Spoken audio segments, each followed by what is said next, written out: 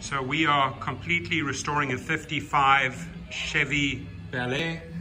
Today we will be working on the seats, keeping it in the original red and white.